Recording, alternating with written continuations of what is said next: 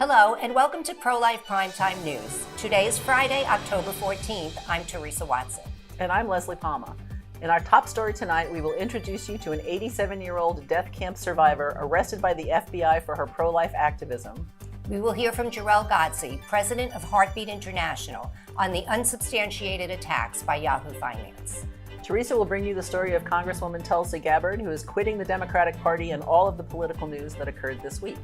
Leslie will have all the abortion-related happenings, including the U.S. Supreme Court deciding not to hear a case on whether babies in the womb are entitled to constitutional rights. We will meet with Janet Morana, co-founder of the Silent No More Awareness Campaign, and examine a new study on the effects of chemical abortions. You won't want to miss our interview with Dr. John Bruchowski, author of Two Patients: My Conversion from Abortion to Life-Affirming Medicine. An 87-year-old death camp survivor was among the pro-life activists arrested by the FBI last week. Eva Adel is one of more than a dozen people arrested in recent weeks and charged with violating the Freedom of Access to Clinic Entrances Act, a federal law enacted during the Clinton administration specifically to keep pro-lifers away from the doors of abortion mills. Eva is a native of the former Yugoslavia, whose family was caught up in the communist takeover of that country in the immediate aftermath of World War II. While the free world was celebrating victory over Nazi Germany, Eva and her people were targeted for elimination, according to her biographer. Unlike the Nazi concentration camps, the communist concentration camps did not shut down when the war ended. They were just getting started. It was in a death camp where she was imprisoned for 5 months that Eva found Jesus. When she was rescued and ultimately made her way to the United States, she discovered another kind of death camp in her new homeland: abortion mills. Eva became an icon in the pro-life movement, and her arrest for taking part in a vigil outside a Tennessee abortion mill last year was far from her first, but it is part of a disturbing new pattern emerging since the fall of Roe v. Wade. Law enforcement officials are seemingly unconcerned with dozens of attacks against pro-life organizations and pregnancy resource centers, but heavily armed FBI agents have turned up at the homes of at least 3 pro-lifers in recent weeks, handcuffing them and taking them into custody while their terrified children looked on. Separately, Eva and 2 other activists, Chet Gallagher and Cal Zastro, were among 12 people arrested in connection with a protest outside an abortion business in Mount Juliet, Tennessee, in March of 2021. Father Frank Pavone, National Director of Priests for Life, has worked with these 3 dedicated pro-lifers for decades, and he talks about their joint pro-life efforts in this video. Hey friends, Father Frank here. You know, the FBI is cracking down on patriotic, pro-life, God-loving Americans, and this is an atrocity. Of the 11 people that they recently rounded up, I know a number of them. Let me just give you 3 quick examples. Eva Adel is an 87-year-old grandma who she was in a death camp, and she suffered terribly. I have prayed with her and the other 2 people I'm going to mention at abortion facilities from coast to coast and seen them intervening lovingly in the name of Jesus to save lives, because Eva came to Jesus during that death camp experience where she suffered terribly, and she has shared her story publicly on the streets of America. Likewise, Cal Zastro has called out on the streets of America for revival, Christian revival. He is a man deeply thirsty for the Spirit of God and on fire for proclaiming the gospel of Jesus Christ. And Chet Gallagher was a third person rounded up by the FBI as if he were a criminal. This man was a law enforcement officer who, when asked one day, when assigned to go arrest pro-life Christians who were peacefully, not violently, but peacefully blockading abortion facilities to save lives, when he got there, he was convicted in conscience that they were doing the right thing. And instead of pulling them away from that door, he turned around, sat down next to them, and helped to blockade that door. These are the kind of people we're talking about. They love Christ. They are committed to life. They love our country. The FBI should not be targeting them. They should be targeting the people that are destroying our country. These are good people, and we will defend them. The first pro-lifer arrested in the current crackdown was Pennsylvania activist Mark Houck. More than a dozen heavily armed FBI agents showed up at his home on September 23rd, arresting him on charges that stemmed from a protest outside a Philadelphia Planned Parenthood a year ago. Father Dennis Wild, Associate Director of Priests for Life, visited Mark and his family at their rural Pennsylvania home this week and celebrated a Catholic Mass for Mark, his wife Ryan Marie, and their 7 children. Cardinal Gerhard Mueller, visiting the United States from Germany, visited with the family yesterday. Pregnancy resource centers have been under attack since the Supreme Court decision overturning Roe v. Wade was leaked in May, with dozens of centers firebombed or vandalized. Heartbeat International also was targeted by Senate Democrats who falsely accused the organization of collecting data on its clients in order to prosecute them for obtaining abortions in states where the procedure is banned. This week, a new type of attack was leveled at Ohio-based Heartbeat when a hit piece on the organization was published by Yahoo Finance. The story was written by a senior editor who's also an outspoken abortion advocate. She based her story on research from a group called Equity Forward, led by a former program manager for NARAL Pro-Choice Ohio. This story had an obvious agenda. The central claim of the story is that Heartbeat provides very little material support to the 1.5 million clients served annually at its 2,850 centers. We've invited Jarrell Godsey, president of Heartbeat, to address those claims. Welcome, Jarrell. Hello, Teresa. Hello, Leslie. Hi, Jarrell. The story quotes Ashley Underwood, she's director of Equity Forward, saying that pregnancy centers, which she calls anti-abortion centers, are in a perfect position to help people, but then claims you're not helping them. How do you respond to that? Well, I actually laughed out loud when I saw this article because I don't know what they're looking at that suggests that somehow we're not giving out diapers, except that they're looking only maybe through government eyes, right? That only see exactly how the government dollars that she so readily identifies are actually being used. What she fails to understand is that in fact, most pregnancy centers receive diapers that are gifted. They're donations, they're gifts in kind given to the center because the people in the community know well that this is a very natural, practical need.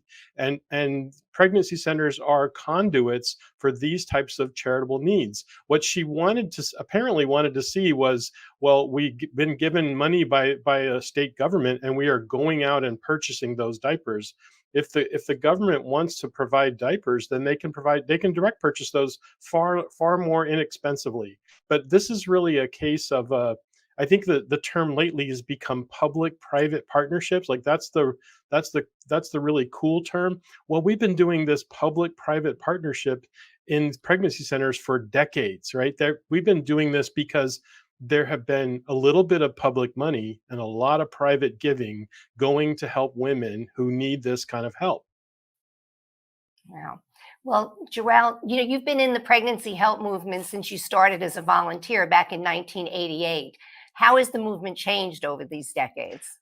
Well, it's changed in amazing ways. It's grown, I would say, nearly exponentially, and yet at its heart, it remains the same. Like it's a vastly improved effort because we've had people learning more and more about how to effectively serve those in difficult situations, and we've had a ton of professionals pour into the movement. Most of them have been medical professionals, the ones that are operating all of those ultrasound machines that are in the various pregnancy centers. We've had nurses join the ranks. We've had doctors get involved and other medical professionals. So the movement has grown. It's become more complex and it's become far more professional. But at its heart, it's still people helping people. It still is the kindness of people saying, I can either pour myself into this movement by being part of a paid staff, but the vast majority are volunteering their time,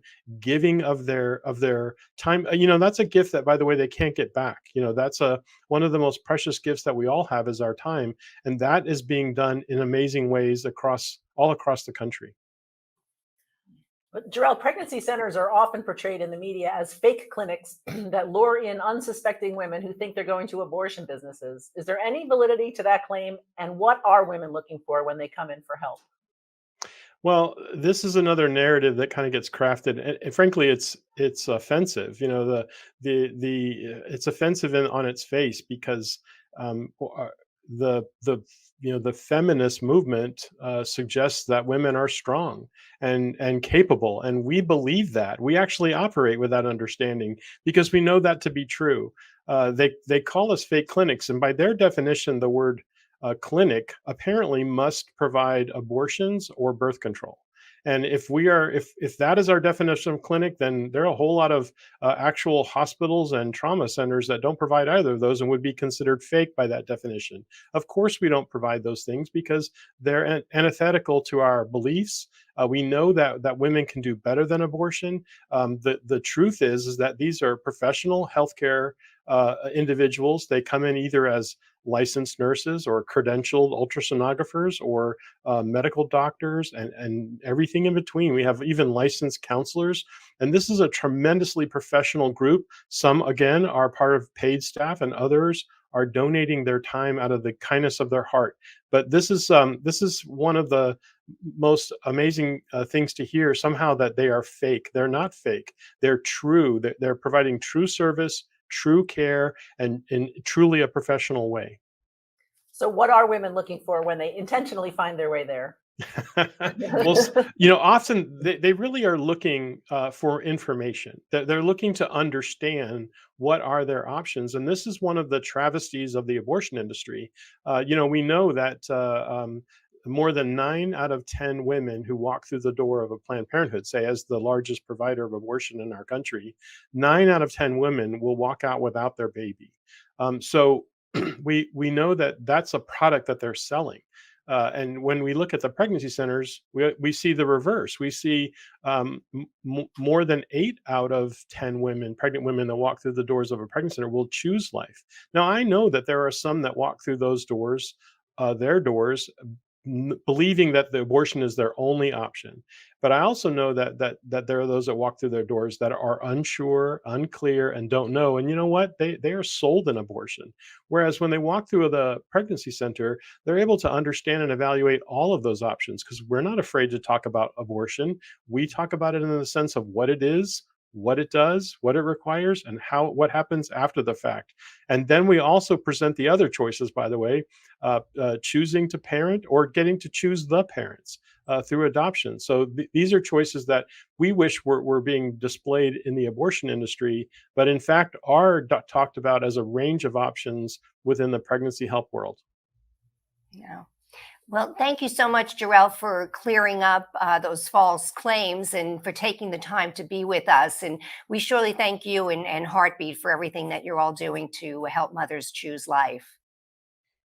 It's our pleasure. And thank you, Teresa and Leslie. Charity Navigator, which rates nonprofits, gives Heartbeat its top rating, 4 stars, and tells potential donors they can give with confidence. If you'd like to see Heartbeat's financial reports, they are all right on the website at heartbeatinternational.org. And now we turn to political news around the country. Oregon could have its first Republican governor since 1982, according to a new poll, as residents of the deep blue state grapple with crime, drugs, and quality of life issues, particularly in cities. Republican gubernatorial candidate and former state representative Christine Drazan led her opponent, former Democratic Speaker of the Oregon House of Representatives, Tina Kotek, by 2 points in a recent Emerson College poll. The nonpartisan poll found 36% of Oregon voters favoring Drazan, with Kotek's support from 34% of poll voters. Unaffiliated candidate Betsy Johnson trailed the poll with 19%. Democrats currently dominate the Oregon legislature, and Joe Biden won the state by a 16-point margin in 2020, with the state's most populous city, Portland, widely viewed as one of the most left-wing places in the country.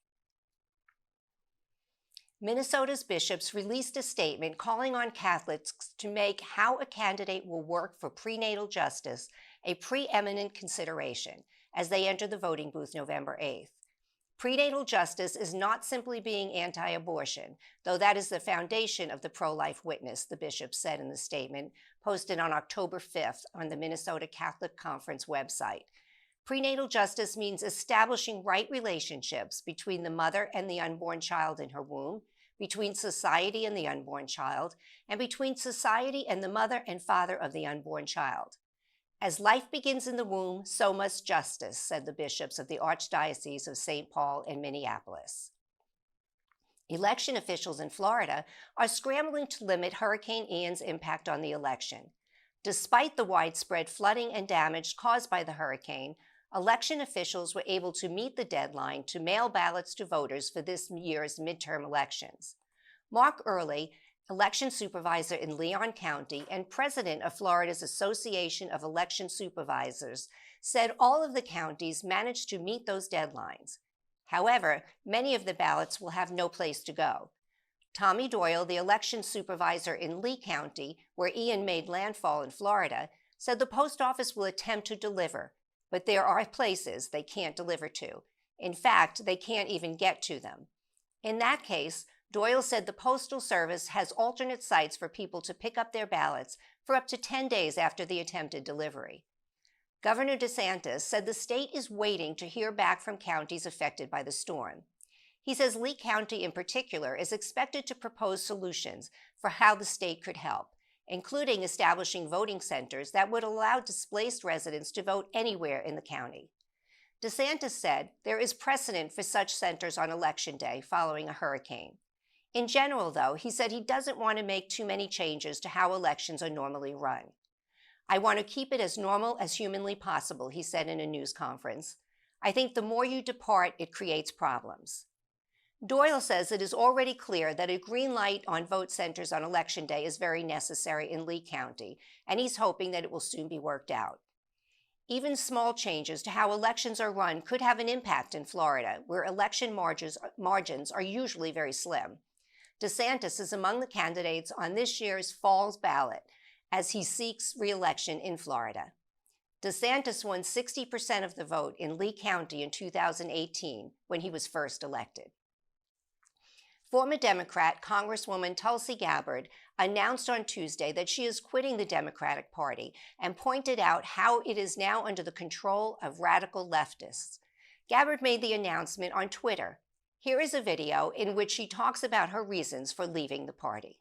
I can no longer remain in today's Democratic Party that's under the complete control of an elitist cabal of warmongers who are driven by cowardly wokeness, who divide us by racializing every issue and stoking anti-white racism, who actively work to undermine our God-given freedoms that are enshrined in our Constitution, who are hostile to people of faith and spirituality, who demonize the police but protect criminals at the expense of law-abiding Americans, who believe in open borders, who weaponize the national security state to go after their political opponents, and above all, who are dragging us ever closer to nuclear war.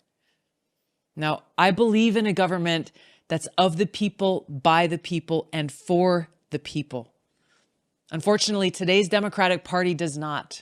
Instead, it stands for a government that is of, by, and for the powerful elite. Now, I'm calling on my fellow common sense, independent-minded Democrats to join me in leaving the Democratic Party. If you can no longer stomach the direction that the so-called woke Democratic Party ideologues are taking our country, then I invite you to join me. There are 25 days until the 2022 midterm elections.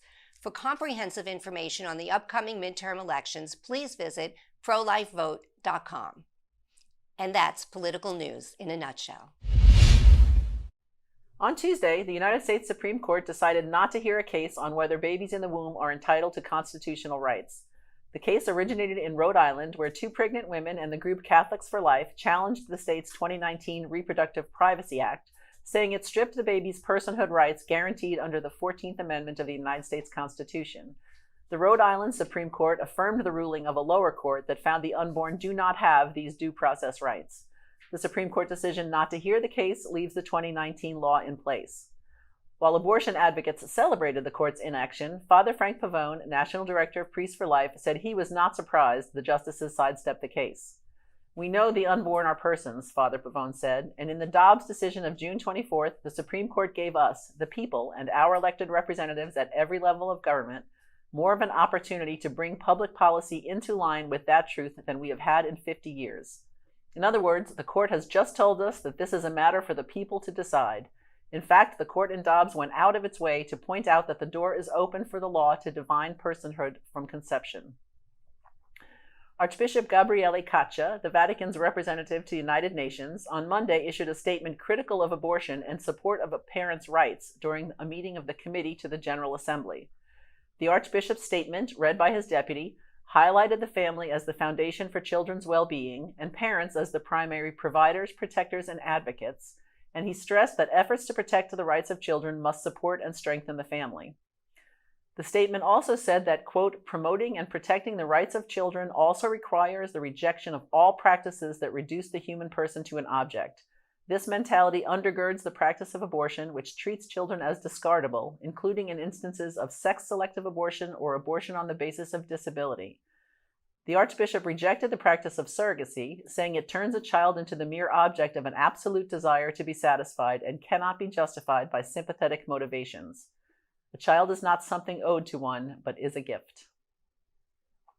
Hawaii Governor David Ige signed an executive order Tuesday that could encourage abortion-minded women to travel to the state for the procedure. Ige, a Democrat, said Hawaii will not cooperate in the investigation or prosecution of women who obtain abortions in the state and will protect abortionists in the Aloha State from prosecution by officials in states where abortion is banned. Hawaii in 1970 became the first state to legalize abortion at the request of the mother.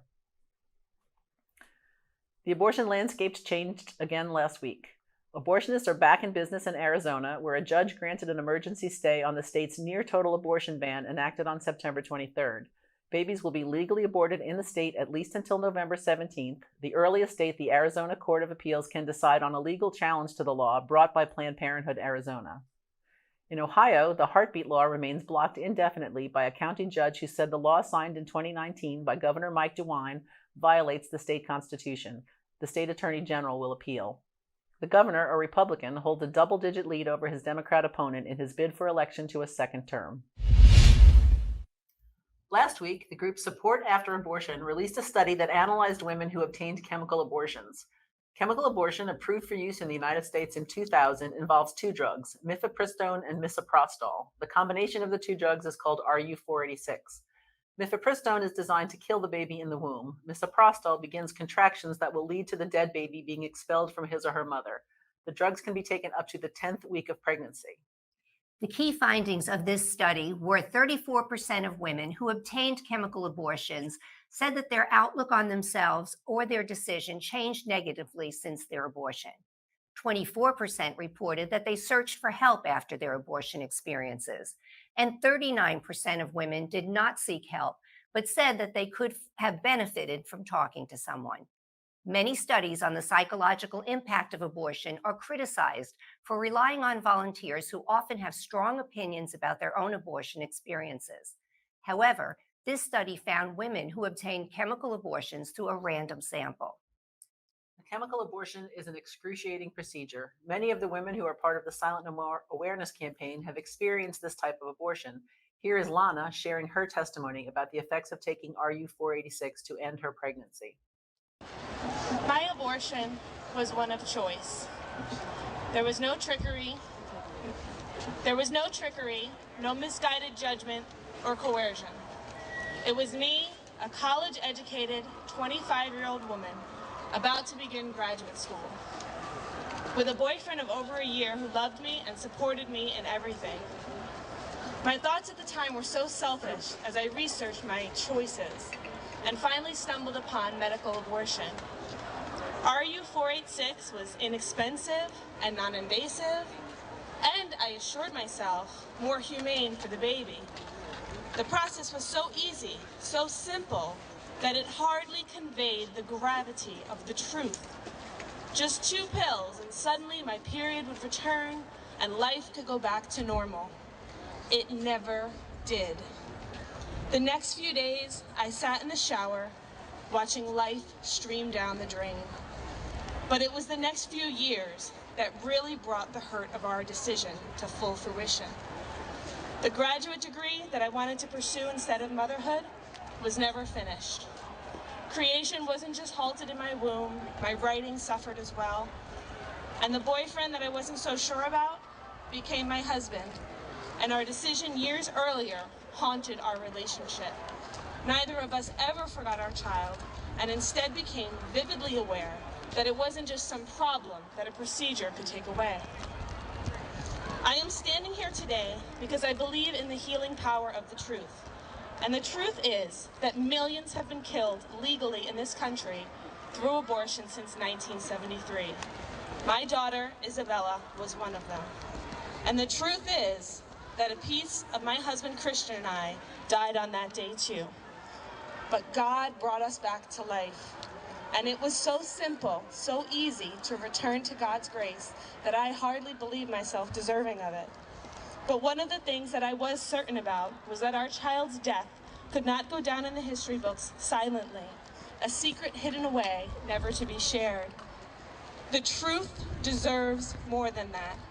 Life deserves more than that. And our children, all of our children, deserve more than that. And that is why we are silent no more.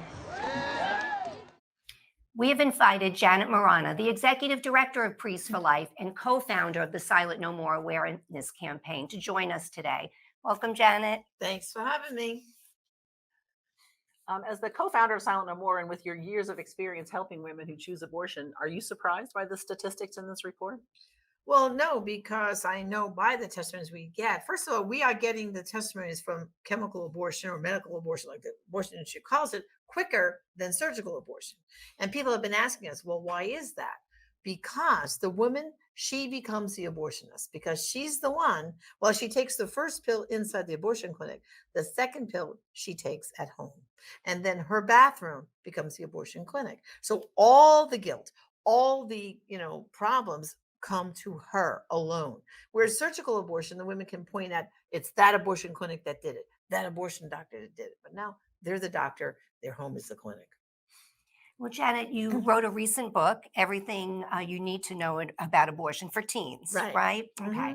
So you discuss about these chemical abortions and the psychological effects, that you were just discussing. So you know a lot of these women and you've had firsthand experiences with them. Can you share a little bit about that? Well, sure, because the women will say, first of all, some of the stories talk about women who've already had a baby and now, second pregnancy, not ready to have another one, go for this chemical abortion. They said the chemical abortion was worse than giving birth, the excruciating pain they were in. Other women said the abortion clinic told them, oh, no big deal, like a heavy period. They said it was far opposite. And then, in fact, they see their baby in the toilet. And they talk about seeing arms and legs and fingers and toes, and they're shocked because the abortion clinic has told them, oh, it's just a blob, don't worry about it, like a heavy period. And they see their baby. And then they're so traumatized, some of them instinctively try to scoop up the baby and they grab a shoebox and they go out in the yard and bury the baby, or others just flush the baby. And then they go, oh my God, what did I do? My baby's gone now. Now what? So it's very traumatic. And I've had some women tell us that they went bleeding, not just a few days, weeks and months. And then others ended up in the emergency room because of complications from the chemical abortion. Wow.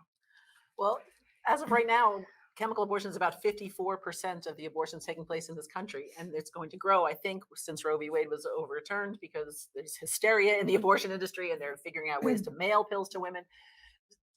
So we're going to have a lot of much more wounded women. What can they do? Well, first of all, I think the thing for the pro-life movement is to get the truth out about chemical abortion. First of all, don't call it medical abortion.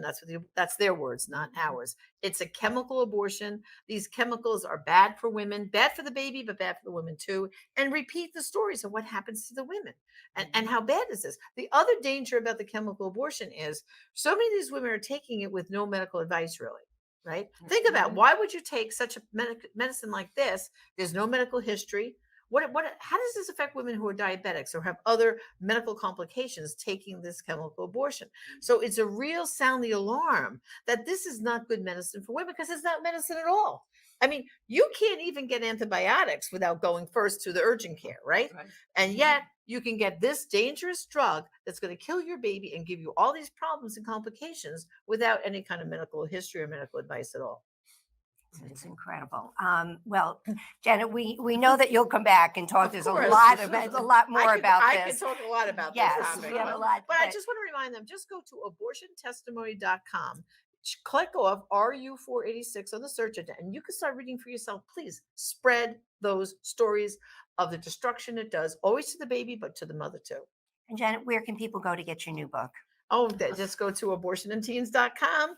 I personally have autographed the books for them, and we have quantity discounts for youth groups. And I will personally do a Zoom class for these youth groups too. I've heard about that, and that's going to be a lot of fun. So don't miss out on this opportunity. And thank you, Janet, so much for being Thanks with for us. having me. And by the way, you ladies are doing a marvelous job with the pro-life news. Thank you. Dr. John Bruchowski is a pro-life OBGYN, but as his new book details, this was not always the case. The book is called To Patients: My Conversion from Abortion to Life-Affirming Medicine. And we've asked the doctor about his incredible journey. Welcome, Dr. John. Oh, it's good to be with you this morning. Doctor, there is so much in this book I would like to talk about, but let's start from the beginning. You grew up in a pro-life home and even went to the March for Life, yet as you point out, you were skilled at remaining lukewarm. Was abortion just something you didn't have an opinion about one way or the other? Well, if you can imagine, I was probably, 12 or 13 when it first really came up, and my dad drove into the driveway as a teacher saying, "Oh my God, it's Black Monday. The United States just legalized abortion."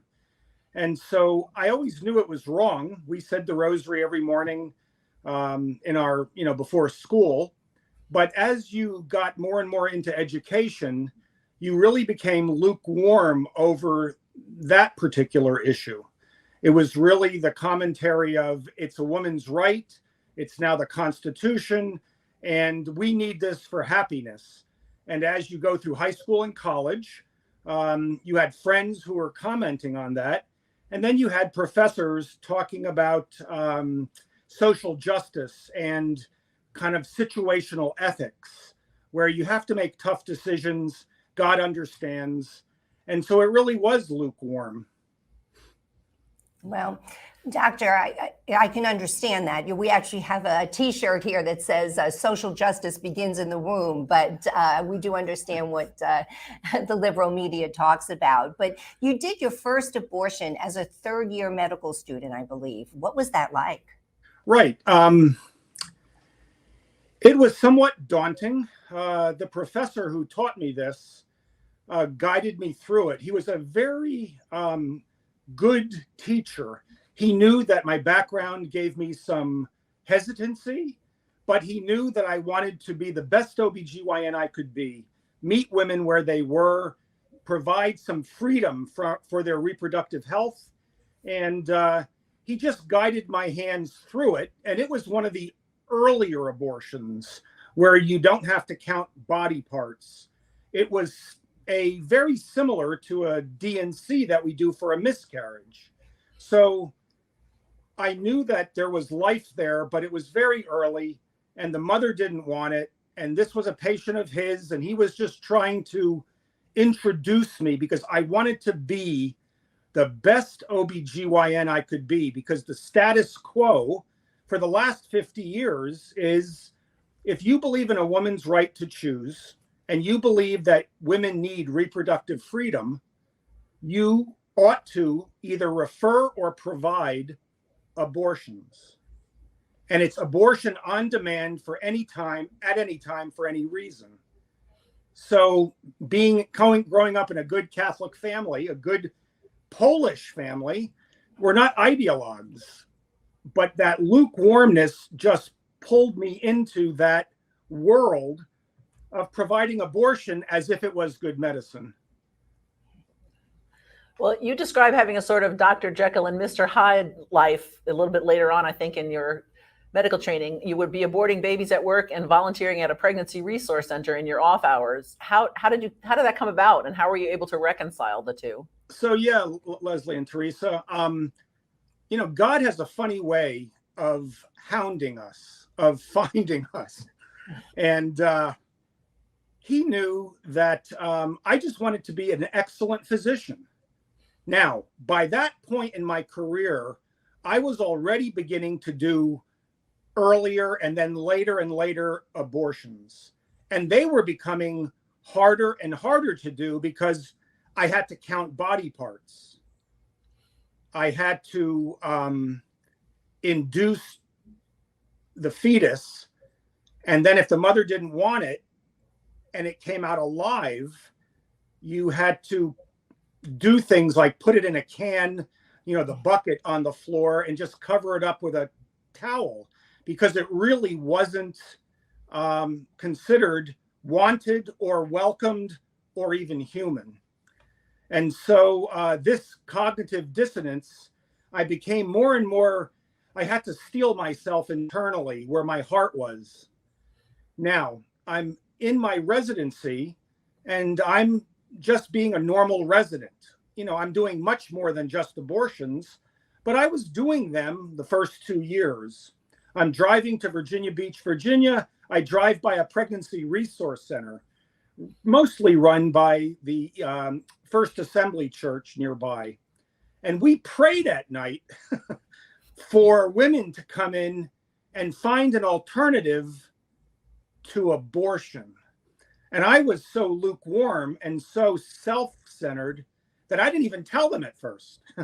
I didn't tell them that during the day. So if you can imagine that cognitive dissonance in my mind, but my heart was breaking because I think my parents fertilized the ground pretty well, meaning we had a family that went to church, prayed with scripture, understood the faith, said the daily rosary for the conversion of Russia.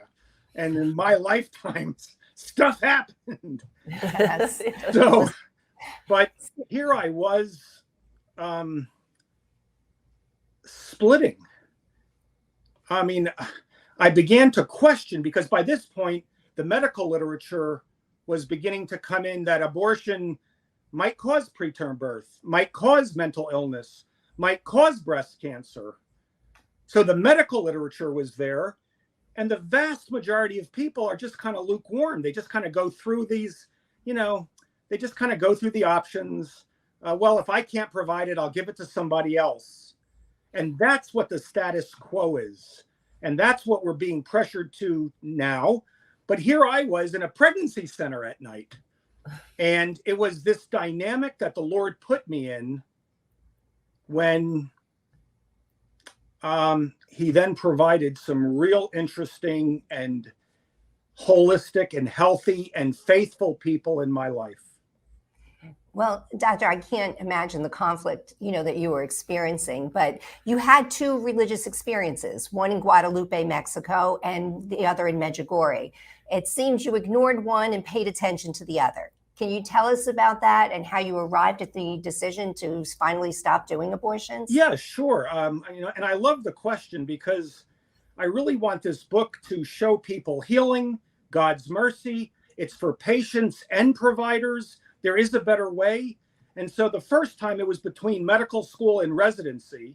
And my friend asked me to go to Mexico City to help his friend, a priest, build some water treatment for a barrios. It was like his parish. Well, while we were there, he took me to the shrine of Our Lady of Guadalupe.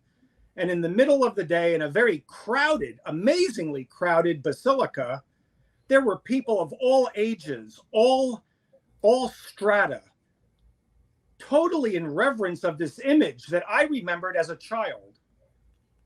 And while I was just thinking about this, because at this point I was probably so slid away that I was just thinking, I was just experiencing the culture. And I heard audibly, maybe internally, maybe not, why are you hurting me?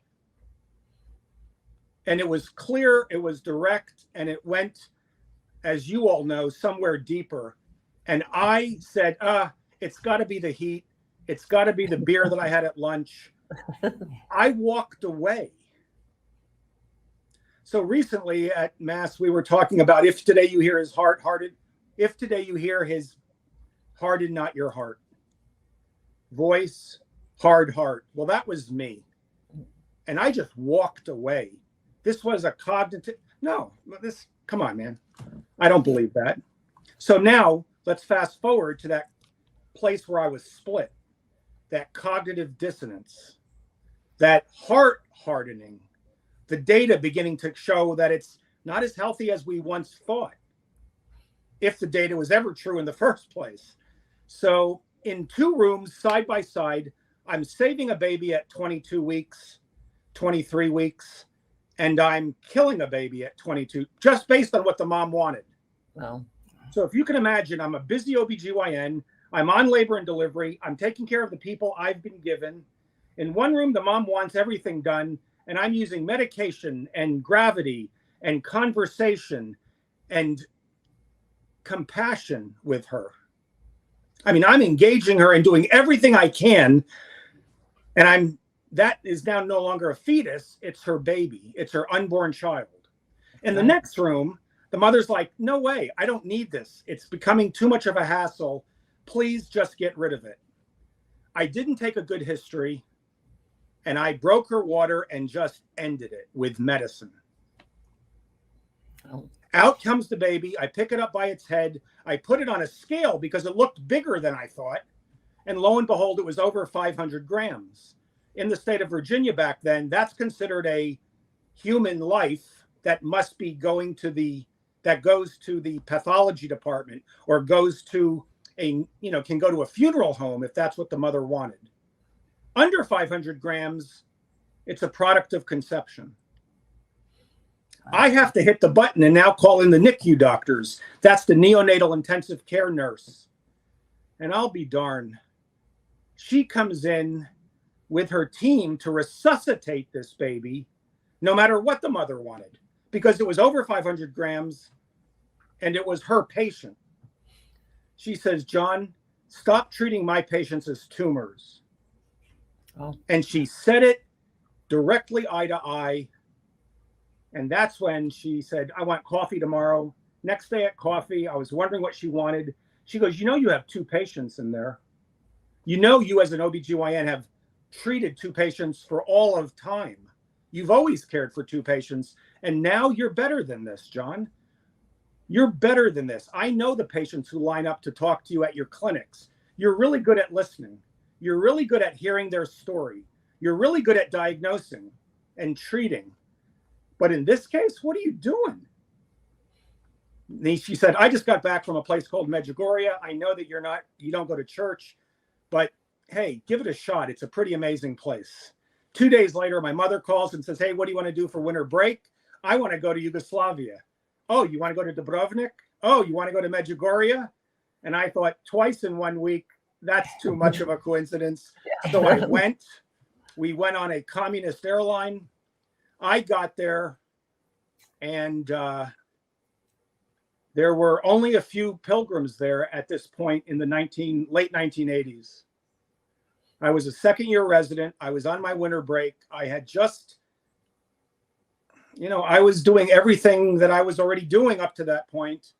I got on the hill. A young woman comes to me, and in my prayer tells me that I'm a doctor. I'm an OBGYN. And our Lord and his mother have something for you. And she gave me several things that if I'm open to it, I could help the Holy Spirit renew the face of medicine. Well, she left, and in my prayer, I encountered the Sacred and Immaculate Hearts, personally, intimately. I fell to the ground as a man of unclean lips with unclean hands and a very hard heart. And I was helped up by her. And I was loved. Absolutely loved. And on the spot, I repented. In the presence of love, you can't respond anything but with love. Yeah.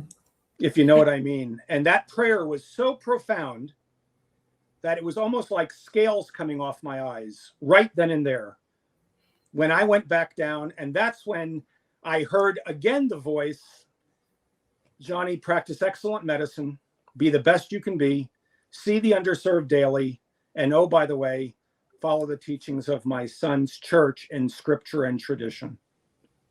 And oh, by the way, go show yourself to a priest. Because in that moment, ladies, I was a leper.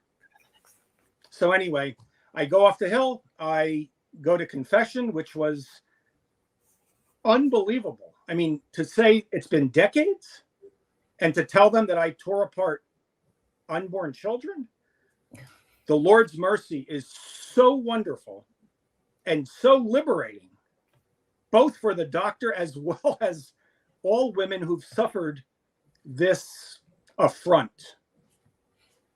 Elective abortion is not good medicine, and it's not good for women or unborn children, period. And so I went through the process of trying to start a life where I can practice medicine in the way I was asked to. So, well, Dr. John, we really appreciate you sharing all this information with us, and we know you're going to do more of a detailed interview with Janet on Just Ask Janet. But your book, again, it's called Two Patients: My Conversion from Abortion to Life-Affirming Medicine. It's so important it doesn't shy away from the gruesome details of abortion, and it really gets to the heart of the pro-life journey. Where can our viewers get a copy? they can get it at twopatients.com. They can also get it at ignatius.com, as well as Amazon, Barnes & Noble, and wherever you pick up books. It's coming out on the 11th of October. Excellent. Well, thank you so much, Doctor, for spending this time with us today. And thank you for this powerful book. God bless you for your commitment to life. Oh, Leslie, Teresa, thank you so much. And God bless the work you do. Thank you. Thank you. Before we close, we would like to share with you the latest news regarding the March for Life in D.C. The theme for the January 2023 March is Next Steps, Marching in a Post-Roe America. The march will no longer go to Supreme Court, but to the Capitol building. Their plan moving forward is to have a march take place every year in all 50 states and to support the awareness of maternity homes and pregnancy care centers. Leslie, we've attended a lot of marches together over the past few years. So how do you think this one's going to be different? I don't know. I hope that everybody comes. Like, you know, the amazing thing about it is there's hundreds of thousands of people, lots of young people, and I hope everybody still comes because it's a celebration, but the fight's not over yet. So we need everyone there. Exactly. So please come to the March for Life. And thank you so much for joining us on Pro-Life Primetime News, produced at Priest for Life headquarters in Titusville, Florida. We hope you will join us every Friday at 9 p.m. Eastern Time. We hope you will support this show and all of our broadcasts, including Just Ask Janet, our daily masses, and Father Frank's broadcasts by making a donation to prolifegift.org. These donations help fund all of our work here at Priest for Life, which enables us to continue educating, equipping, and activating the pro-life community to end abortion. Do you have an idea for a story? Are you someone whose baby was saved because of the help of a sidewalk counselor? Would you like to expose something in the abortion industry? Then please email us at media@priestsforlife.org. I'm Leslie Palma, Communications Director. And I'm Teresa Watson, Executive Manager. Remember, life is the only choice.